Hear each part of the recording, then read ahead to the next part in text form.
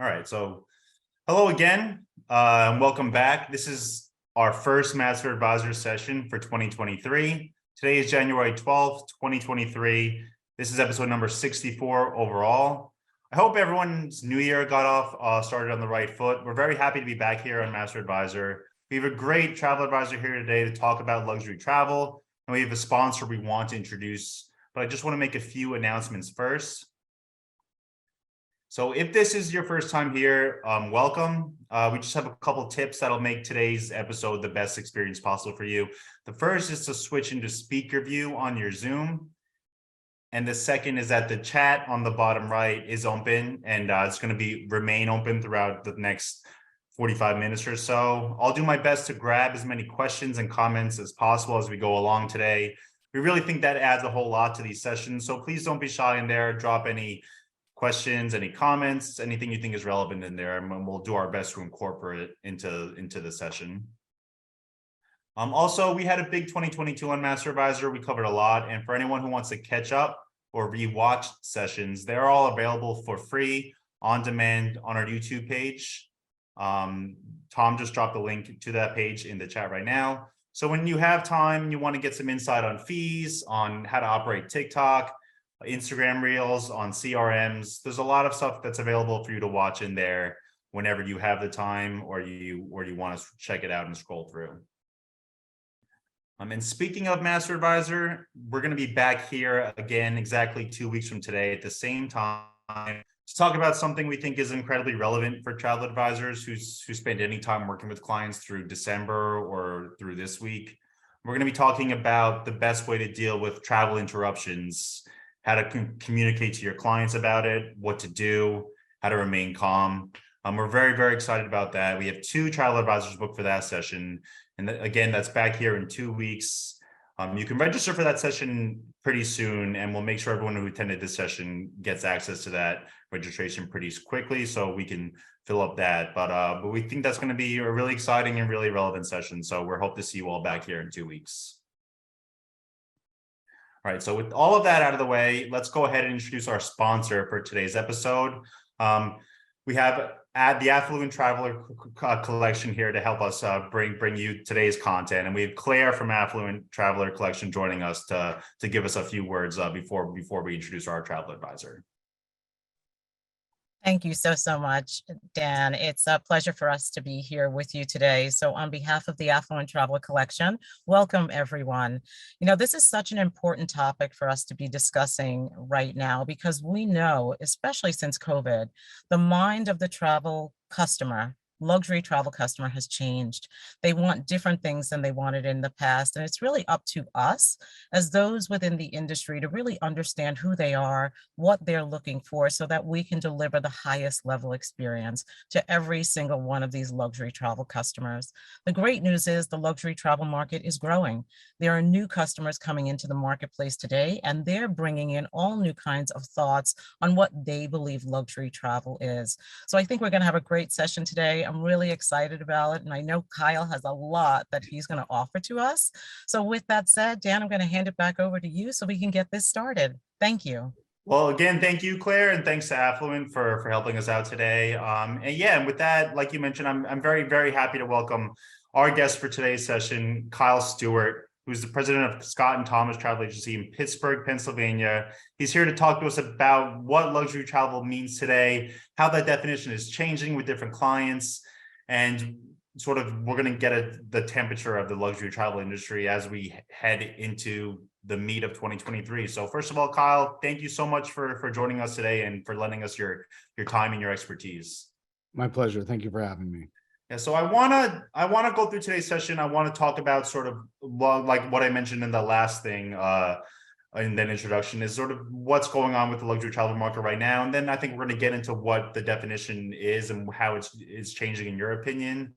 But I'm curious because it's something we've heard about a number of times, probably at the latter 2021 into 2022 and even today. There was this thought that there's this pandemic boom for travel. There's other things going on now. We're hearing about economic worries. We're hearing about downturns of the economy. I'm just curious on your end, has that post-pandemic ruin run out for travelers at all? Or are your clients still sort of laser focused on getting on the road? Yeah, we are seeing no slowdown right now. We had pretty heavily researched the post-pandemic pent-up demand build up. There's lots of metrics about that, and that carried through. We just really haven't seen a slowdown. All the numbers continue to climb. So if you look at, the TSA numbers, that sort of thing. But most importantly, just look at, how many customers are coming through the door. We don't really see that slowing down. And, to your second part, kind of talking about the economic downturn and, whether or not that's on our customers' radar. That's something where, we feel personally in the luxury market, we have less exposure to that. And really what we found is that the more stress that is accumulated in the world, especially with our wealthy customers, the more likely they are to need a vacation. So we've actually found quite a bit of insulation from those concerns, but then some other folks that still have some pent-up demand. And frankly, the rush to travel that's pushed prices up, whether it's your guest last week, I think, was talking about the ADR in Los Cabos being significantly higher than it had been in the past. That's supporting some of those luxury positions and gets everybody's pricing thoughts up. So I actually think it's still a benefit. I don't see a slowdown right now. Everything inside me says that it has to slow down at some point, and I'm sure that it will, but we just haven't seen those markers yet. Yeah, that seems to be what we're hearing from suppliers too. It's interesting that they hear the words about how travel just seems to be incredibly valuable to consumers, whether they're luxury travelers or whether they're mid-market travelers. It seems to be the thing they want to spend their money on now, especially. I mean, COVID was a significant time in world history, so I think we're going to keep seeing those effects of COVID. Whether I know it's 3 years, but it's still, I think, in the back of people's minds. We have a poll we want to launch just to get a taste of who's in our audience today. We have close to 100 advisors with us. We're just wondering where the primary focus of your business is, if it's in luxury, so we can sort of tailor the rest of this conversation to that. So Tom's going to go ahead and launch the poll now. But I do want to ask you, Kyle, before we get into that new definition of luxury, is there anything that's trending amongst your clients? Any destinations that have taken market share or have sort of piqued interest that you haven't seen in the past? Anything surprising? Any products getting more interest than usual? Yeah, we've seen a huge push for Antarctica, and that's actually been the predominant movement of our business. But it's kind of interesting too, because it's not just necessarily about the destination, but doing those once in a lifetime trips. We're actually rebranding our agency to kind of go down delivering once in a lifetime opportunities, because what we found is that it takes away some of the requirements. So for example, if before, to book a big cruise, you would kind of need to have an interest in cruising, but with Antarctica, it's the only way to get there. So we're finding that about 60% of our folks have never been on a cruise of any kind before. And so we found that it's really more about the destination. And I think Instagram and TikTok probably have some influence on that. And we're just now seeing a lot of coverage around that exact thing. So a bunch of people have started posting videos and stuff about going to Antarctica and penguins and that sort of thing, which is helpful to us, frankly. So we have seen a huge shift there, but there's so many good products that are coming onto the market.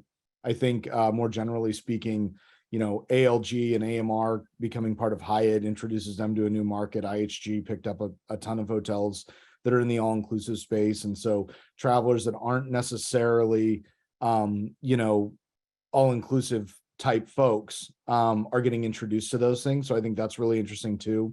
And then some of those overwater bungalows have come away from the Maldives and are finding their way into the Caribbean. And I think that's going to be a huge trend too. So I think that that's kind of where we're seeing, but more than anything else, I think what people really want and what they will always spend their money on are kind of the irreplaceable trips, the ones they talk about in 5 years, the ones that put them in the center of the cocktail party. And that's really what we try and do with our clients, is put them in the center of the cocktail party. So we want like a little group kind of huddled around them, asking about whatever it is. And we've found that there's a lot of great products for that. We're big fans of Seabourn. They've been a great partner for us, and they have one of the best products going to Antarctica. And it really delivers for us, kind of a seamless luxury experience. But Explora looks really interesting, and I think they're launching in July this year, so that could be compelling as well. I think everybody's really excited about the epic new cruise ship that just came out. So there's tons of great advancements, but I think too we're seeing a ton of focus and development at the top end of the market. And that's great because that puts more options in front of our customers. Yeah, and I just want to have one follow-up on that, Kyle. And you mentioned that Antarctica is giving people the option to cruise that maybe wouldn't have considered it before. Does that make do you think that makes an impact long-term with your clients? Is that once you get them, if you get them on a cruise ship, especially a luxury cruise ship going to Antarctica, you can get them on a cruise ship in another region or destination that's outside of of Antarctica? I think so, but I think really it's a combination of a few things. So it seems like, my wife and I have been traveling for a very long time. Outside of, I'm actually a relatively new agency owner. We've only owned for 2 years, but I've been a travel writer for over 10. And so, we've been to every continent except for Antarctica yet.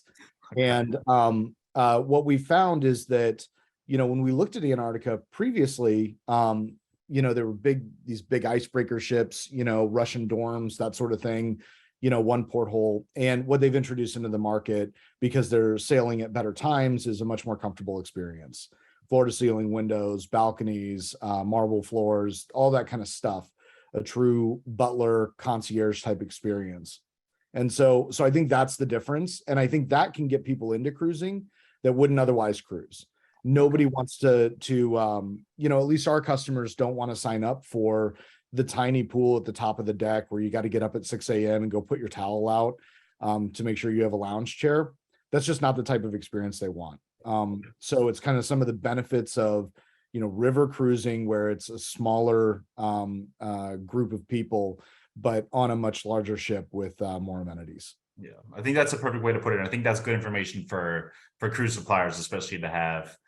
So I just want to share the results of the poll we ran. We have about 63% in here who have their primary focus in luxury travel. So we hope this conversation helps you build that business. And we hope the 37% who don't have that primary focus can take something out of this too and help them build their business. But I want to get into the topic of the day, Kyle, and that is this new definition of luxury travel. I know that's a term that's been used constantly throughout the last decade, even, is that luxury travel is trying to change. But I wanted to ask you for your definition of luxury travel, and I want to start with price, because I think that's probably what people believe to be the best thing that you can sort of use to define a luxury trip.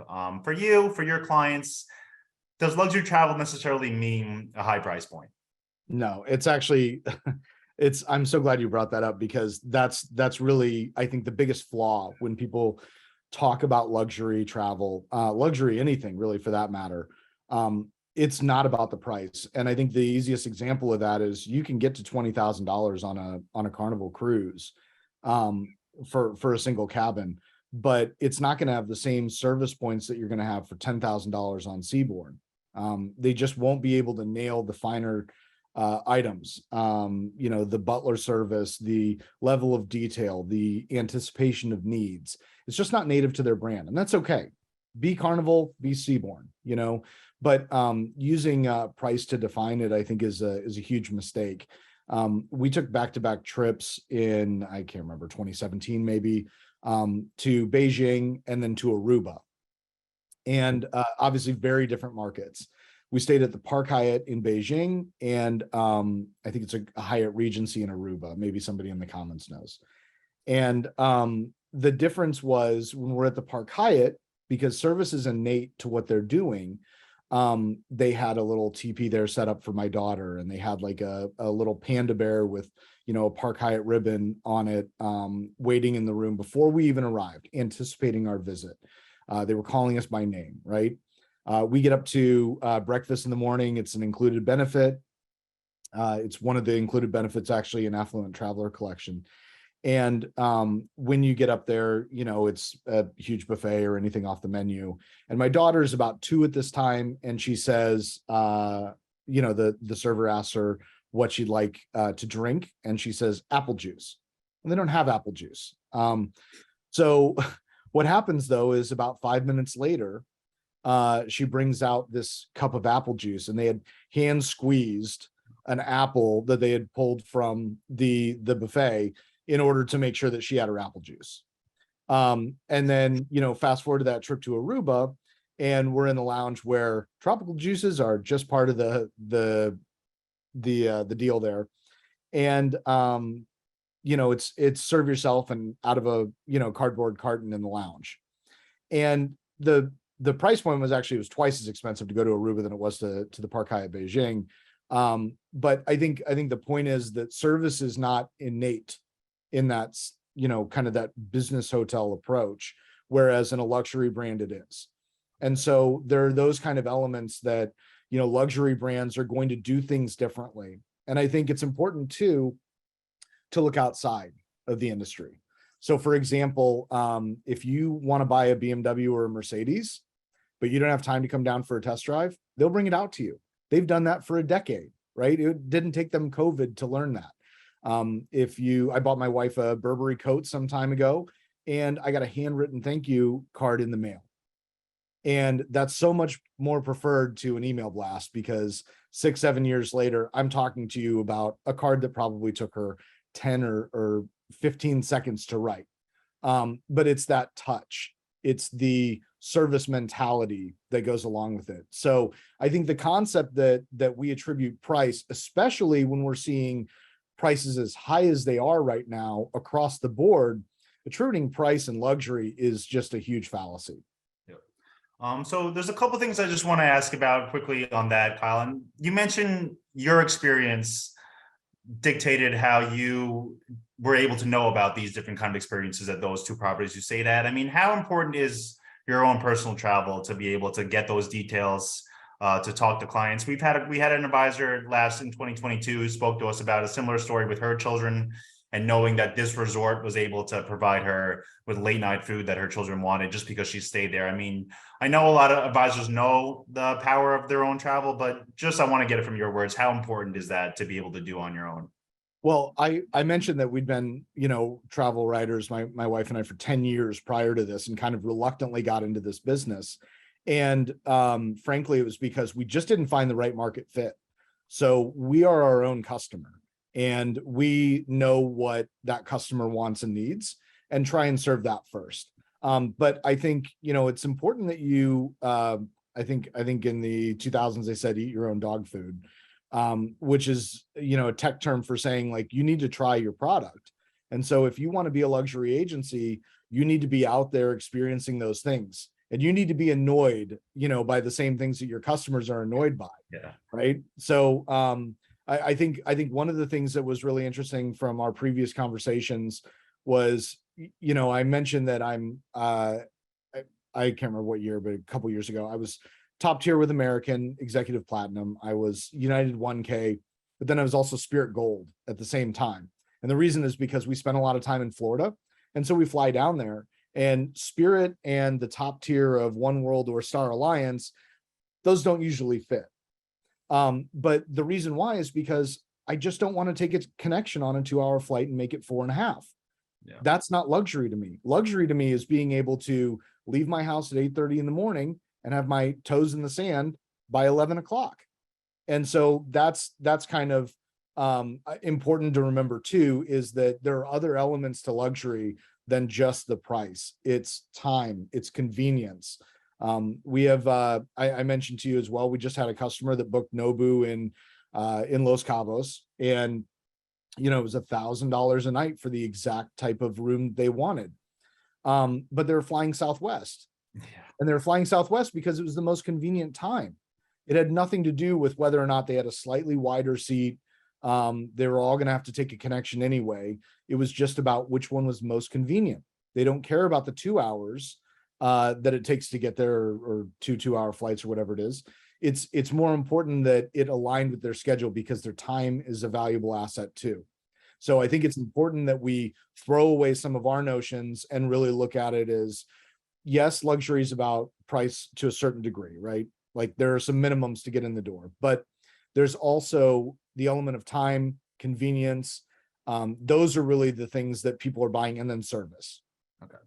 Yeah, so I want to talk about what you mentioned. I want to talk about pulling those details out of clients and knowing whether it's service, whether it's convenience, like you mentioned, with your flights, why that's important for travelers, how to get that information out of them to know what's appropriate to book for them. But I also just want to ask about something you mentioned earlier in the week when we had a call, is that how important location can be to clients too, because I think that's underestimated too, how important being where you want to be in a city, in a destination. How important is that when you talk to luxury clients, is knowing where they want to be and placing them in the appropriate location in a destination? Yeah, a great example. I was just in Paris a couple weeks ago, and we booked 2 different hotels because we wanted to try them both. And one is in Vendôme, which is a very, well, I say a ritzy area. It's literally next to the Ritz. Okay. And the very one that Princess Diana left from. So it's very plush, Cartier, all that kind of stuff. Louis Vuitton is a huge store. And so you're in the right environment there for true luxury experience. But my daughter is 8 and just loves the Eiffel Tower and everything Paris. And so I also booked a night at Canopy by Hilton, which is definitely not the same level as Vendôme properties. But when we walked out the balcony, the Eiffel Tower was right there. And I realized while we were there that this is actually what our customers want. So they don't necessarily care that this one's $600 and doesn't have the marble floors. But then when we go to Vendôme, we don't have that view. We're not in the same space. And even though it might have some of those service and luxury elements, sometimes location is really the key element. They don't want to spend 30 minutes in a cab or try and figure out the Paris metro. They want to walk out their balcony and look up at the top of the hour to see the Eiffel Tower just shining and shimmering and doing what it does. So that's really important. And it's important to keep an open mind and continue to learn, because when I asked our clients and kind of shared that story, I found that 3 to 1 would have preferred the hotel with fewer amenities that didn't hit those luxury items as well, but had that perfect location. And so it's important to keep that in mind. Absolutely. Yeah, I mean, is it ever a difficult conversation to have with clients to explain these little details, or not these little details, but to explain how important location is to something that you're going from a 5-star hotel to a 4-star hotel, but your location is better.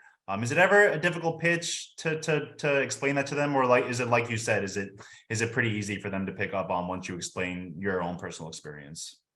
It's not hard, because we start, and this actually goes back to one of your questions I didn't answer. We start our conversations when we start with a new customer. Yeah. We start with a conversation. We want to learn about them. So we have, kind of a standard few items, but it's really just to understand more of who they are and what's important to them.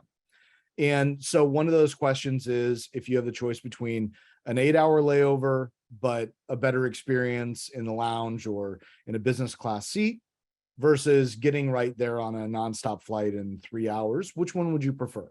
We want to give them choices that are antithetical, so that we kind of learn about who they are. Would you rather stay in, we've added this one now. So would you rather stay in, the ritzy area with the nicer things and the higher level of service, or do you want to be right in the middle of the action and would accept something that was maybe a lesser level of service? And so it's really part of those conversations. And I go back to comparing luxury travel to other luxury experiences. So if we take the Burberry example for, in this case, or Louis Vuitton, or whatever your, purse manufacturer of choices, when you walk in, you don't have, you have an experience where somebody greets you at the door, they're well dressed, and they're just having conversation with you and asking a bunch of questions.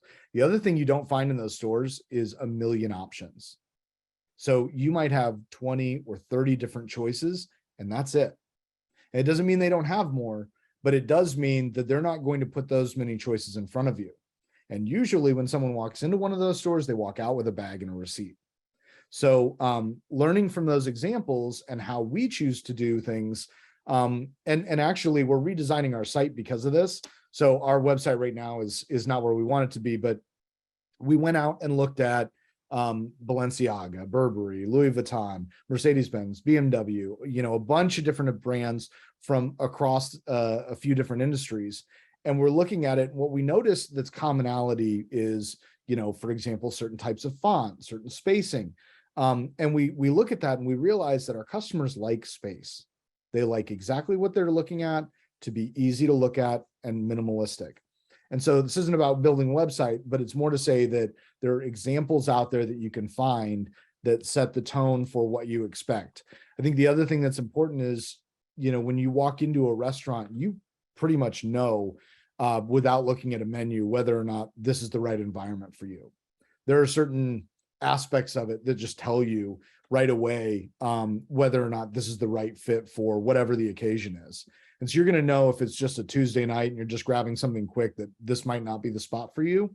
The same way that you'll know exactly where to take somebody for an anniversary or a Valentine's Day dinner. And it's those cues that we see that tell us without having to tell us what kind of experience we're going to have. And so we're trying to give those same elements to our customers. So we go out and when we realize that a lot of people are just having a conversation. And so when we see those other luxury experiences, just having a question and answer period, but feeling like a conversation, we build that into our CRM so that we know, how to satisfy our client without them asking. When they say, yeah, we want to go ahead with that trip, we already know that they'll pay more for premium economy, but under 6 hours, they're just not going to pay for business class. And that's fine. We already know they're going to be in a window or an aisle. So the service element is not having to ask again. Okay. All right. So we've been over adding to that, Kyle, we've been over service, location, price. There's one other thing I want to ask about before we get into how to have this initial qualifying conversation with clients to pull these details out of them to be able to best serve them. And it's just interesting. I had a supplier talk to me recently about what they consider luxury. And one of the words they used was exclusivity. And I'm just curious what your opinion is on that. Do your clients want that? Want to have an element of exclusivity throughout their vacation? Is that important to them, especially the clients who, like you mentioned, are spending a significant amount of money? Yeah, I mean, to some of them, it really is. And what we try and do is bring them packages that are, private. And we try and bring an element of it that allows for that.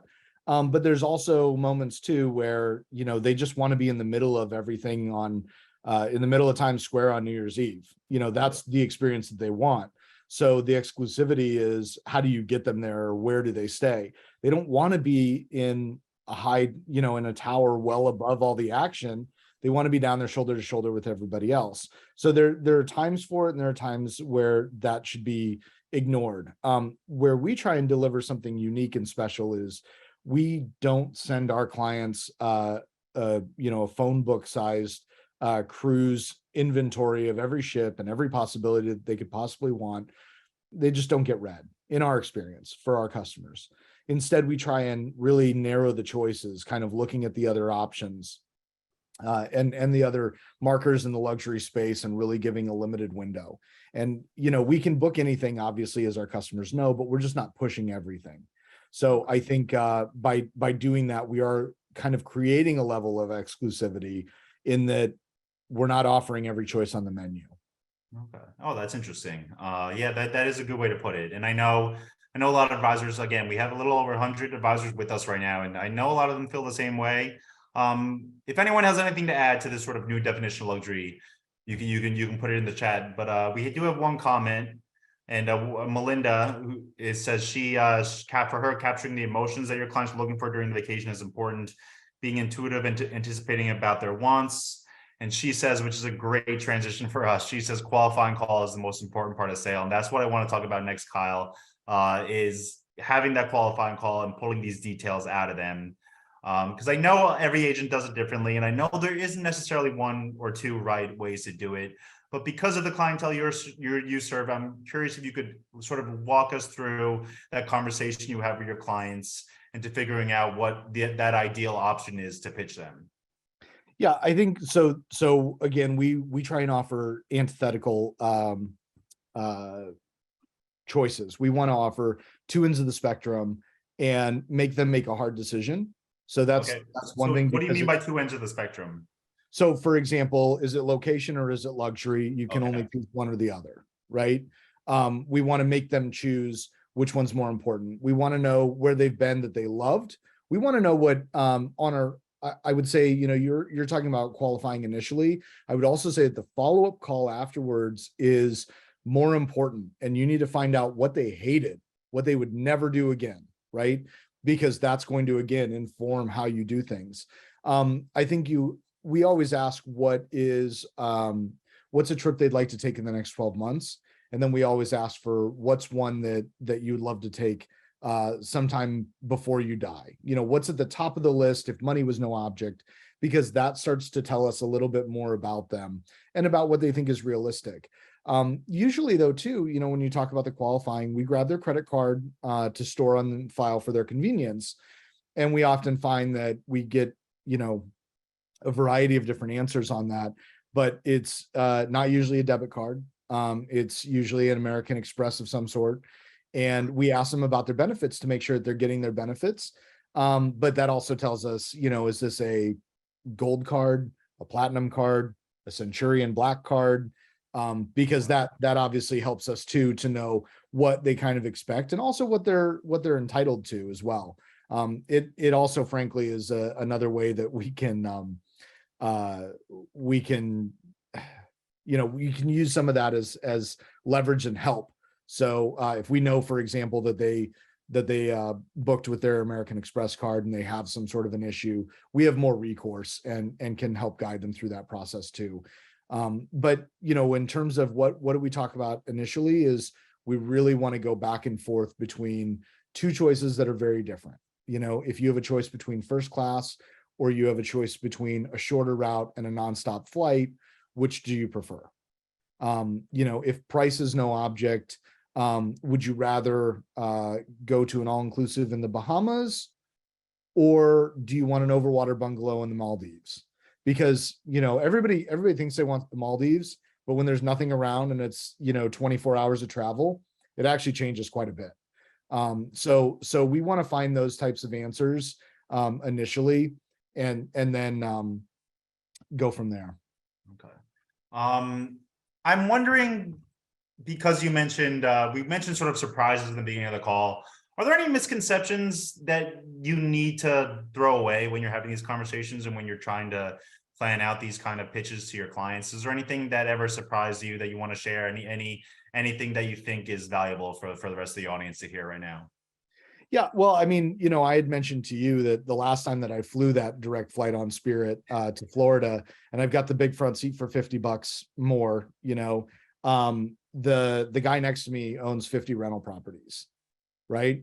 And so why is that guy, who's a multi-millionaire, flying Spirit? It's because of that time element, which is why that's so important and kind of deeply ingrained.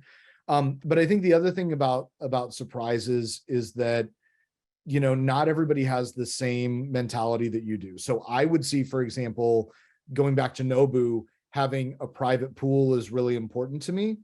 But when you talk to your customer and hear that they're very excited about the all-inclusive options or whatever it may be, it turns out that the swim up bar is really important. So having a swim up entrance into their room is much more of the social aspect they're looking for. I don't consider it luxury, for people having access to the back of my room via the pool, but for them, that was an element that was important to them. So I think the most important thing is just to throw out the misconceptions and just really listen to your client and give them choices that seem very opposite. It's not just window or aisle, it's economy or premium economy or business or first. I mean, are you going to pay first prices at 2 times the cost for the same 6-hour flight overseas? Maybe not. Is the service that much better? And some customers will say yes, and other customers will say, when I come back from Europe, I don't pay anything more than premium economy because I can't sleep on planes no matter what. So, okay, great. Let me tailor that, right? It's about tailoring exactly the experience. So I don't know if that answered your surprise question, but I that's what I'm surprised by. Yeah, you know, it's interesting. Maybe, I mean, you mentioned a couple of budget airlines. We mentioned Southwest. I mean, maybe these airlines should have a different conversation about how they're marketing these options, because Yeah. it does seem like a level of convenience, no matter the experience in a lot of these vacations, is going to be incredibly important to people, even if they're spending a significant amount of money. I mean, save people, especially that sort of stems from the conversation over COVID too, is that people realize that time might be more valuable than anything else, than products, than something else. Like knowing that a client wants to take advantage of as much time as possible seems to be an incredibly important thing you want to pull out of them. Yes, absolutely. I mean, everybody just lost 3 years, right? So, and we had slowed our own travel because even when you could, meet the requirements or go back, or they opened the borders or what have you, it still wasn't the same experience, and I want to have the same experience I had before. So, people like us just tabled it, more or less for a couple of years. But, to the domestic and the Caribbean side of things, just to go back to your, the conversation about budget airlines, really, I mean, in fairness, if you're not booking first class, it's a pretty budget experience, with the major carriers as well. And I mean, Southwest has free entertainment on their planes. Delta has free entertainment on their planes. Southwest has long offered free messaging, for their customers, and Delta's just now adding free Wi-Fi, right?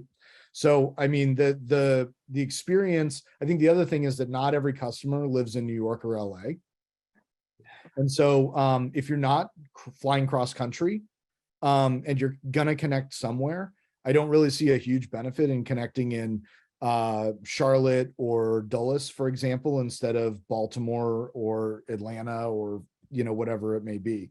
So I think that's part of the conversation too, is just how drastically different is your experience if you book a first class ticket, if it's offered to a short haul, like I live in Pittsburgh, right? So even if I book first class in United, for example, but if I connect in Washington Dulles, I'm not even going to have a first class seat anyway on that segment. So what do I really care? And I think that's really important, is, people that have money don't want to throw it away any more than anybody else. There's no advantage to that. So they're very careful with the other elements and frankly, there's not a lot of service distinction when you look at the domestic market and then really the near Caribbean. Now, if we're talking Hawaii or cross country, it's different. International, Southwest and Spirit don't really, entertain those markets, at least not transatlantically. So that's less of an issue. So there was a couple of comments I missed from earlier, and I think a couple from Kimberly, who earlier said that for her, luxury is so much about getting what the client is looking for. Like we've mentioned today, do you get them out of the way spot they want? Do they make the trip seamless, so they never have to wonder how they're transitioning from thing to thing, place to place? And then Kimberly also just recently said that the flight scheduling from our local airport is horrendous. So while it is improving, we do pay a premium for folks just to fly here, which I guess goes off of what you say, Kyle, is that convenience a lot of these times is going to be very valuable to these kind of clients. And we have a question from Sandra, and I think it goes back to sort of getting that credit card information, Kyle. And I don't know if this is super relevant, but I'm going to ask it anyway. She just says, where does the concern for security fit in the conversation when you initially get that credit card? But I assume it's all sort of a part of your operations in your CRM. Yeah, exactly. So it's stored with whatever it is, 256-bit encryption or whatever it is, whatever's compliant. So there is compliance to this, and you just need to make sure wherever you're storing it is compliant. But we grab our client credit cards all the time. So as long as the storage element is secure, then you're covered, is I guess the answer. I mean, does getting it first and upfront, does that make the booking more convenient for your clients? Because I assume if they want convenience when they travel, they also want convenience in their relationship with you. Yeah, and we also want to make sure that we're qualifying, that we're letting them know at that point, that we're going to be able to take care of it. If they on a whim decide on something, we're already going to know, hey, they didn't give us enough detail. They're in the middle of a meeting or whatever it is. So we know they prefer Marriott. We know that they want this type of seat. We have their card on file. Do the booking, right? Like the service element is that bit of it. And when they get out of their meeting or they get more time or whatever, we can always undo anything that we've done they don't like, but we don't usually get that. Usually they just want to walk out of their meeting and have an itinerary waiting for them. Yeah. And so that's not possible, obviously, if you're going back and forth on the credit card details or whatever else it may be. And so that's just one area. But we also grab their frequent flyer details, their preferred rental car, and then secondary and tertiary options for that, because sometimes Hertz isn't available or National doesn't have cars, or whatever it may be. And going back to combining some of those things, right? So is location or luxury more important? If we know that they have to be at a meeting in downtown Houston, but there's the Marriott's oversold or whatever it is, we know that they would rather be close and stay at a Hilton than to drive in to downtown Houston at 7 o'clock in the morning or whatever it is. We already know that about our guest. So to one of the commenters that said that onboarding call is really important, I couldn't agree more. But it really is, the name of our travel agency is Scott and Thomas Travel Personalized, because it's about knowing that guest. And so when we have that 15 to 20 minute call up front, we're starting to explore those things, but we're also getting the answers that are going to help us when we go to make a quick booking. And once you make one of those quick fire bookings, which will happen, then you're able to kind of make them a customer for life, because they realize how convenient it is and just all the details are handled, and they're handled to their preferences. And that's really what makes us different. So we have less than 10 minutes left. Please, if anyone has a question for Kyle, you can drop it in the chat, and we have some time. So if we want to get to any of your personal questions, we can get to them. But just going off of what you said, Kyle, you mentioned earlier in the call buying that coat and getting the note about the code, and you mentioned the service that the premium or luxury car providers were giving to their customers. I mean, is there anything else you've learned from these other luxury brands outside of travel that make sure their services is at a certain level that you've brought aboard your agency, that you've made a part of your day-to-day workings and your conversations with clients? Well, yeah. So one thing is convenience and communication. So when you ask people like what breaks down in whether it's a client relationship or a just personal relationship, it tends to be communication. So we try and over communicate if we can, but we stay in touch with them while they're on their trip, make sure they don't need anything, see if there's anything else we can get them. We try and point out things that they may have overlooked. So remember, you wanted this tight connection so that you'd have more time in your destination, but I just want to remind you that you have that tight connection. I think the other thing though that we do that's different, kind of lending from those luxury brands, is we try and send something in terms of a personalized gift. So for example, you mentioned taking something back from your vacation, and sometimes it's a souvenir, right? So it's a I Heart New York shirt or whatever. But there's other times that it's a different element. And so, for example, we just partnered with a candle company, which has captured some of these travel scents to let them bring some of that home. If you stay in certain properties at the top end of Marriott or Hyatt, for example, they use Le Labo, which is an incredibly expensive toiletry brand, right? It's like $300 for a bottle of shampoo. But when you're in the hotel, you have it and it smells amazing. So sometimes we'll send a little gift of that back to them, right? Never a whole bottle, okay? But something that kind of exudes that, and to remind them, because frankly, when they're using it 3 months from now and they're washing their hair, they're taken back to that room service breakfast that they had, or the time they really connected with their partner or whatever it may have been. So we try and find ways to bring the vacation back to them and give them constant reminders so that they're ready to book their next one. Yeah, and that is interesting. I've heard that before, and I've seen the marketing, because a lot of these hotels, especially the high-end hotels, they do have a signature scent. I know that, and I know they sell these candles, and that's such a creative way to sort of remind clients of the vacation they took and the service you provided. So that is a really interesting way to sort of thank them. Well, travel's a feeling, right? Travel is an emotion. And so, it's funny because I started my travel blog over 10 and a half years ago, with 70 readers, and we got to 3 million and a month. And the reason why I started it was this scent. And if you've ever been to Bangkok, I don't know if you have, but it's oppressive heat. It's like, it feels like it's 120, super humid, just like someone's breathing on your neck. And you pull up in front of the Le Meridien, and it's got all glass, is like kind of designed clever and reflective and all that kind of stuff. The door opens though, and it's 72 degrees, and this scent comes over. They're literally pumping into the vents. Okay, they have a machine and they pump their signature scent into the vents, right? And you're instantly transformed to this complete other world inside of that moment. And so that's inspiring, right?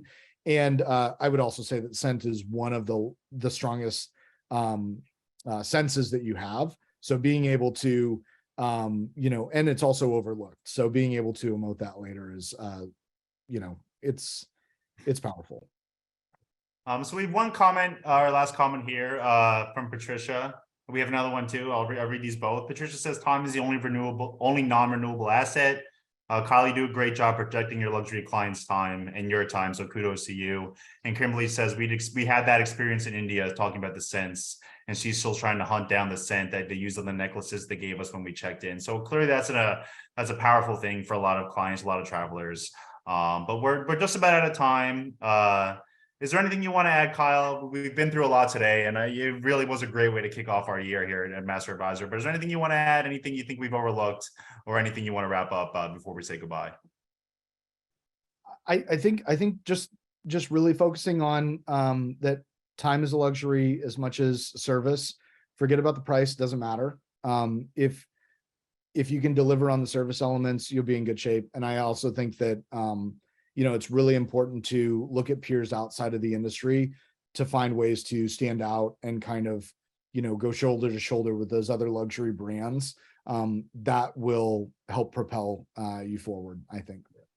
Well, again, Kyle, thank you so much for your time. This really was an incredible way to start the year. Hopefully we'll get you back, because I know I can see the comments. Everyone really enjoyed you. Thank you to everyone for joining me today and for being a part of the conversation. I hope to see you back here in 2 weeks. We'll talk about dealing with travel interruptions. And for anyone who came in late, you can rewatch the session. It'll be up on our YouTube later today. So again, thank you, Kyle. Thank you, everyone. Thank you, Affluent and Claire. And I hope to see you guys all in a couple of weeks. My pleasure. Thank you. Thank you.